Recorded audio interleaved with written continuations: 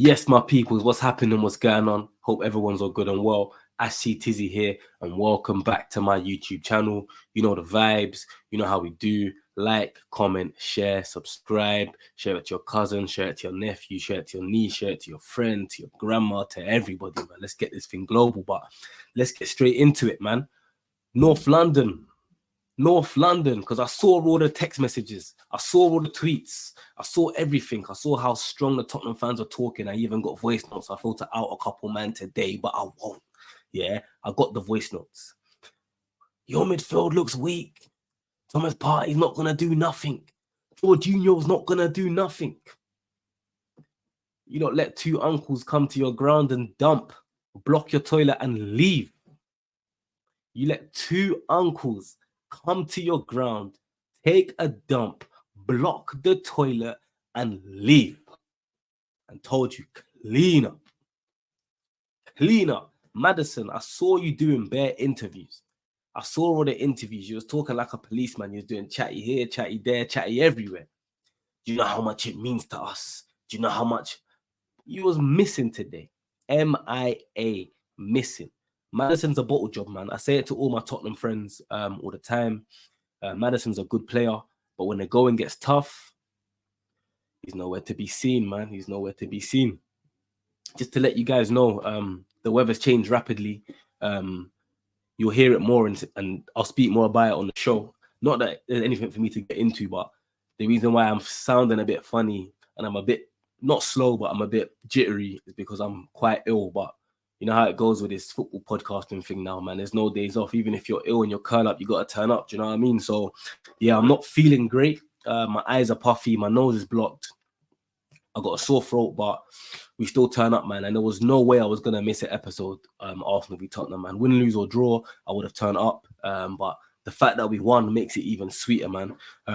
What you'll notice about me, like during the season, like whatever the result is, I'm gonna be here giving my opinion. Like even if I'm sick, even if we get slapped 5-0, even if I've got no. If my laptop broke down, I'll use my phone. Do you know what I'm saying? Like I'm gonna be here in it consistently. Like I'm not going nowhere, man.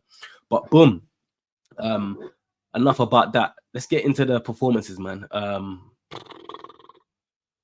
There were so many performances and so many people I could big up. But I want to start off with Timber, man. Like, yo, Pastor man Timber. You see all them Bible quotes that man's putting on Twitter before the games. Keep them coming, Pastor Timber. Yo, I know back in the day it was about Pastor Toby and all this Louis Vuitton and Gucci and that. Forget that, man. We got Timber with the Bible scriptures and putting in their performances like that, because looking at the way he plays, you would never ever have guessed that he was injured with an ACL injury for 9 months. Was it 9-10 months he was out for? Crazy. He's fearless. And I've said it on my stream before. He plays with a bit of a overconfidence.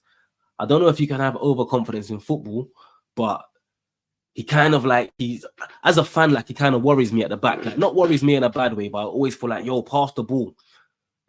Stop trying to do it extra tough. Stop trying to do it extra skill. But you know what it is with Timber? Like, he backs himself, and obviously credit where credit's due, man. One change that we made as well by force, obviously Declan Rice, he got sent off in the last game. So man like Jorginho, and me, I call him George. You know what I'm saying? With a G, not a J, George. Yeah, because normally I'm not too fond of him, but I can't lie. You see Jorginho, like every single time he comes in for the big moments and the big games, he smashes it. He smashes it still. I can't lie. Like we can't even fault Jorginho, really and truly. Like I've been a critic of him, but today, like I don't know. You know what it is with Jorginho? I don't want to say he's press resistant because that's a bit of a overhype and an overstatement, but he ticks the ball quickly. Like when you go to press him, he's very clever at just releasing it, like knocking that ball past you. Now you're out of position, and then it goes to the other players who can get us on a quicker transition. So yeah, I think that Jorginho's experience, his know-how in them games, like he's been there. Like Jorginho's a big game player, man. Country and clubs, like he's been around the block. He's not no young buck coming in. Like Jorginho's an experienced, seasoned man. Do you get it? And like certain times you need them seasoned man. You can't always have them young bucks that are up and coming, man. You need the man that have been there, wore the t-shirt, like know how to dig out a result, like know how to go away to them top teams, especially in derbies, and just sit and dig out a result. Because we weren't great today. But we didn't need to be great, and that's what's so beautiful about football, man. How many times have I sat there as an Arsenal fan and thought we played sick today, but we got nothing. We played hard, but we got nothing. And that's the frustrating thing with Arsenal. Like throughout the years, like you've seen us, like we played some beautiful football.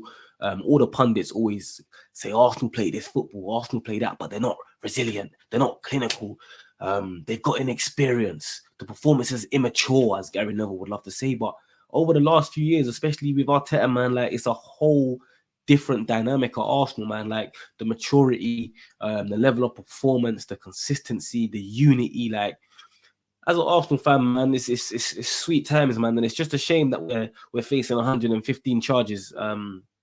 Not us, but 115 charges FC.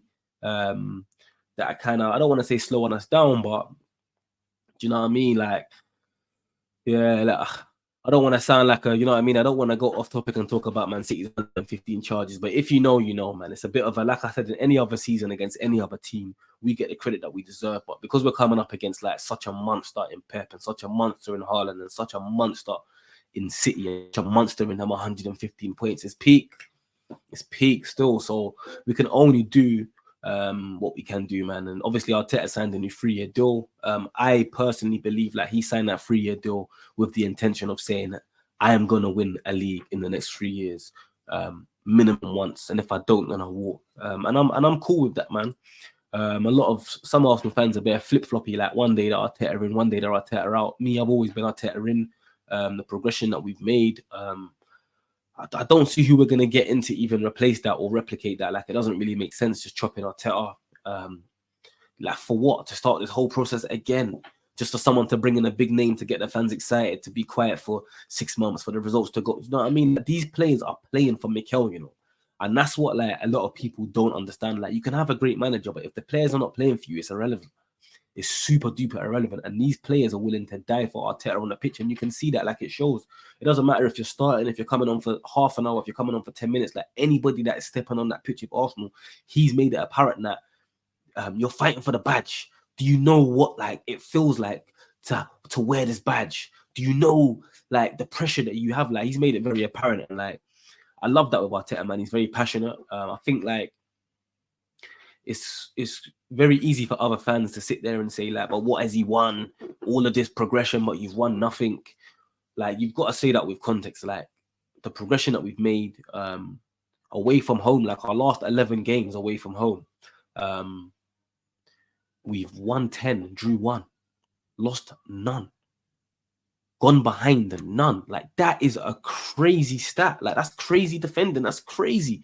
In any other season, like, you win the league with them kind of stats. But like I said, Man City, that's why you have to give Man City credit, because obviously, as much as they do have the 115 charges again, they're a sick team, man. Like, the players that play for them, they're elite. Pep Guardiola is an elite manager. And obviously Arteta's from that school of Pep in it. So yeah, man, I have to give credit where credit's due, man. Martinelli, man, big up yourself, man. Like, I think he's definitely struggling for confidence. And the last 6 months to a year hasn't been his greatest at Arsenal.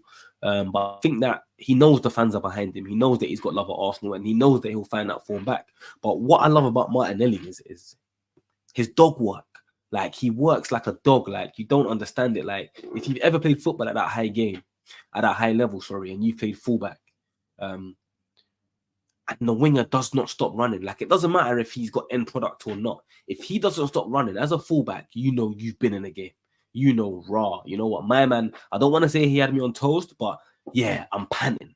And then normally what would happen is 60 minutes gone, Trossard will come on. The fullback's worn out. Trossard, very clever player, high energy, comes in and wraps it up. Trossard played in a 10 today, played well. Obviously, we did miss a little bit of creativity, but I don't feel like today was about creativity at all. Today was just about really getting the job done. It wasn't really about creativity. It wasn't really about keeping the ball. It wasn't really about like being the better team. It was just about getting the 3 points, man. That's what a North London derby is. You don't have to be the best team to win the game. Like, how many times have we played better than Tottenham and they've spun us? So do you know what I mean? Like, I'll take that, man. But yeah, Martinelli, I rate that that dog work. And of course, on the other side, man, Saka, man, Starboy Saka. I heard people like Robert Perez, man, come out and say Saka's not consistent. Doku this and Doku that. Like, I'm not gonna go into it too much because please, every Monday, as you know, 6 p.m. Football chit chat drops. Well, I'll definitely delve into that about Robert Perez's comments. So I won't get into that. But all I will say is Saka, another assist. Starboy, man. Starboy, man. Like, yeah, there's not even no word to say on Saka because I feel like every single time I make a video, I speak about Saka. I feel like it's hard to not like him. Do you know what I mean? Like, I feel like even other fans appreciate him. Even other fans will say, you know what, he's a good player. Some fans won't want to admit it. It burns their chest, but do you know what I mean? Like, the whole world can see Saka is a good player, and the progress that Saka has made, and the confidence, and how much we need him as how much Arsenal fans and how much the Arsenal team need him. Because when Saka turns up, 9 times out of 10 we win the game, man. Kai Bumba Clark Havertz, man, like, big up yourself, man. Like, wherever you put this guy, he just performs, man. I've already said, like, Chelsea fans tried to gaslight us. Chelsea fans tried to make us believe that Havertz ain't good. Havertz likes donkeys. Havertz don't work. You know what I'm trying to say, man? Less of that, man. Forget all of that, man. We ain't trying to hear all of that, man. Havertz for us is a different Havertz, man. That's the Havertz that you thought you were signing. You know, when you lot was gassed when you was talking about Havertz, he's one of the hottest things in Europe. Havertz. Yeah, we got that Havertz. You, man, got bumped. Because like Sterling said in the interview, yeah, when I come to Arsenal, like, I can see it. You can see it from the outside how much of a family club this is. How much of a family club this is. Like, he emphasized on the family club. Yeah, you go to Chelsea and it's like you're going to work. Man, I don't even want to be there. Man, I'm at training, not even chatting and that. Do you get it? You know, when one's there when you're at work and you don't even know your colleagues, it's just you walk past man and give man a little. You know what I'm trying to say? That's how it is. At Arsenal, we eat together. Yo, we do family things. So yeah, man. Havertz, big up yourself every single time, man. You're impressing me. You're impressing the Arsenal fans every single time you step on the pitch. So yeah, man. The goal scorer, Big Gabby, man. I feel like obviously we know Saliba is the man. Saliba's the Rolls Royce. Saliba's the guy that gets spoke about. Saliba's the poster boy in terms of our defenders. But that partnership between them two is probably one of the best partnerships that I've seen in a long time. Like, bias aside, innit? Like, the stats don't lie. We don't concede a lot of goals home or away. We don't lose a lot of games. Gabriel also scores goals. Come on, man. Like, it's evidently clear. Like, these two are they're a joke, man. The way that they complement each other a lot, I think that obviously Gabriel was a little bit more rash, Saliba's a little bit more composed. So I think, like, yeah, they both complement each other quite well, if I'm being completely honest.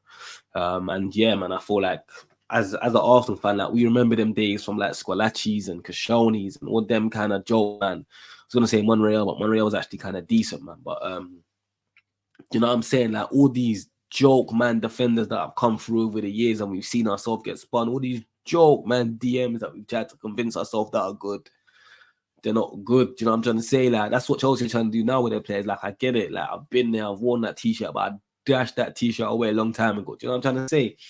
You know what I mean? Like, ambitions are completely different now. Yeah, like, our aims are different. We don't accept mediocre, man. Like, when I say we don't accept mediocre, it's Arteta's, obviously he's had time to clear out who he wants and who he doesn't, which obviously I feel like every single manager needs that kind of time.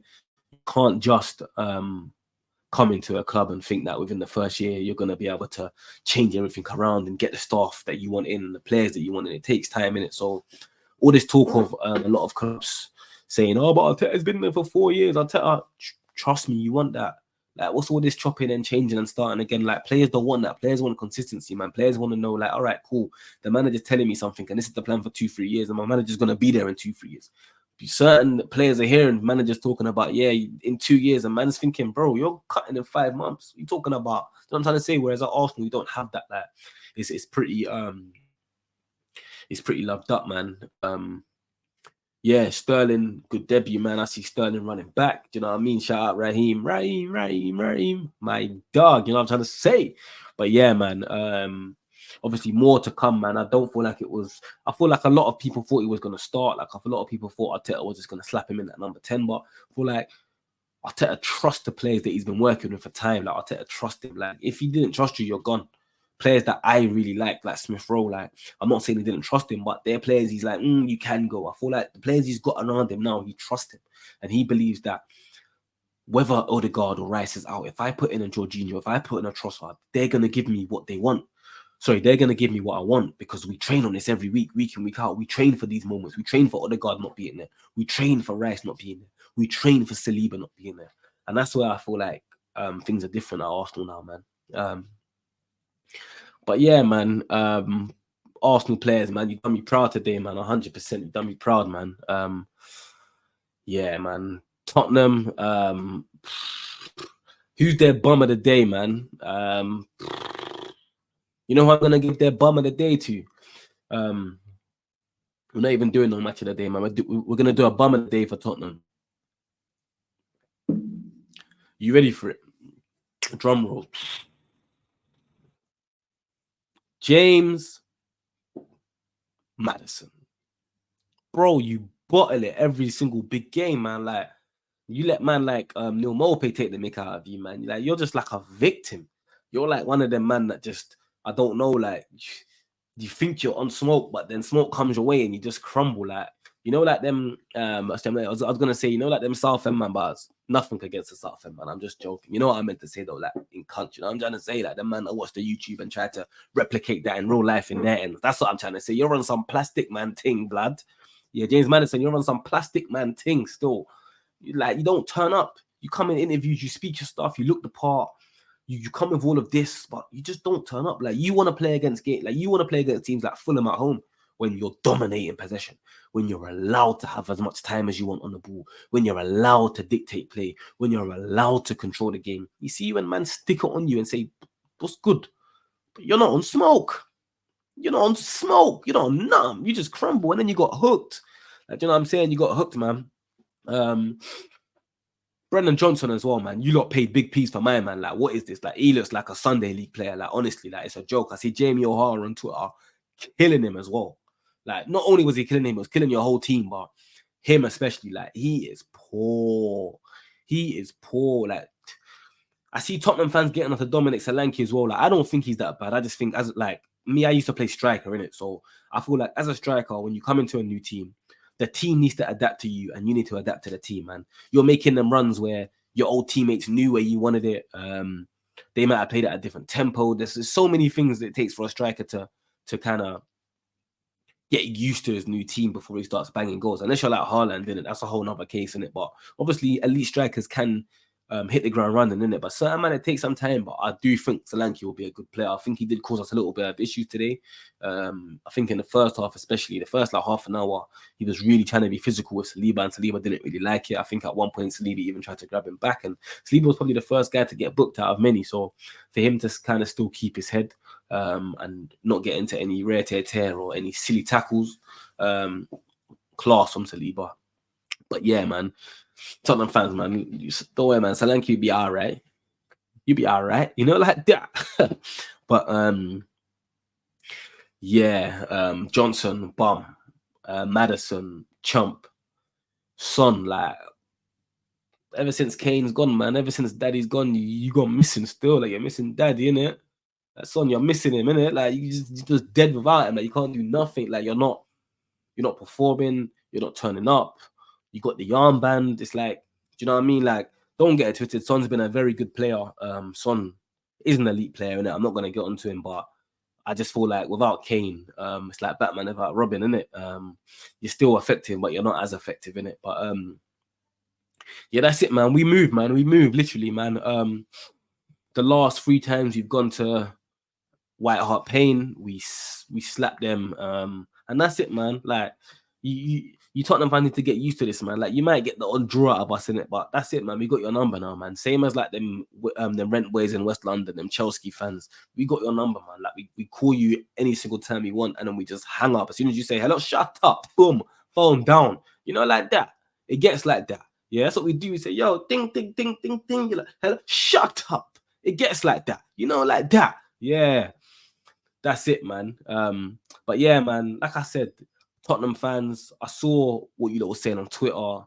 I saw my WhatsApps, I saw my text messages, I saw all of it, man. I even see it from people that were not even guys like that. Like we're not even dogs like that, and you want to try to draw man out, and then after the game's done, you don't wanna come on, you don't wanna respond. Come on, man, that's cool, man. You lot can act like your internet's down or your Wi-Fi is not working today. Do you know what I mean? That's cool, man. Just know though, yeah, man. Obviously, if you've got the chest to give it, then you've obviously got to be able to take it as well, man. But at the end of the day, man, I got a lot of friends that support different clubs, and it's all love when it comes to football. Like, it's all banter. Obviously, we all want our teams to do well. We all want our teams to win, and obviously, we can dish it out in it, but it never gets like malicious, or it never gets nasty. It never gets anything like that, man. It's just football at the end of the day. But at the same time, man, North London is obviously, man's wearing yellow today, but North London is red. North London is red, and it's always been red. Our next two games are against. So we've got Atlanta in the Champions League on a Thursday. Yeah, I guess you know what I mean, like Champions League supposed to be Tuesday and Wednesdays, but they've got us playing on a Thursday. I mean, yeah, I mean, like I said, I'll get more into that because I'll definitely do a reaction video on that. So I'll get more into that. But then the next league game, we got Manchester City away. And that's the big one, man. You know what I'm trying to say? We got this Haaland. Like, you know what I mean? We got to play against him, the robotic man. So yeah, man, we'll see, man. We'll see how it goes.